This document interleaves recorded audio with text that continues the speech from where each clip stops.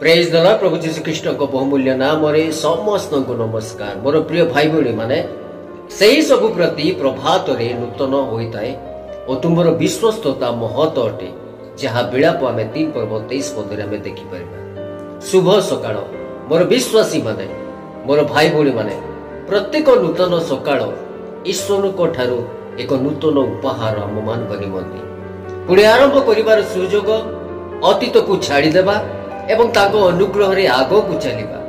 गतकाली जहाँ भी विरोध करथिला आम मान निमंती जहाँ की त्रुटि चिंता किबा क्लांत आज नूतन द्वारे भर्ती आज नूतन द्वारे परिपूर्ण अटे। मोर प्रिय भाई भाई माने ईश्वर प्रेम अपरिवर्तित एवं ताकर प्रतिज्ञा गुड़िक प्रकृत रे आम पाई ठिया आज गतकाली भार बहन प्रभु जीशु ख्रीष्ट देवा।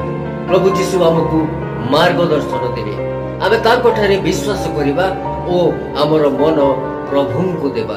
विश्वास सहित आज कार्य आरंभ करिबा जीवन को अति भल पाइबा अन्य मान को भल पाइबा एवं ताको उद्देश्य रे ताकर योजना रे चलिबा।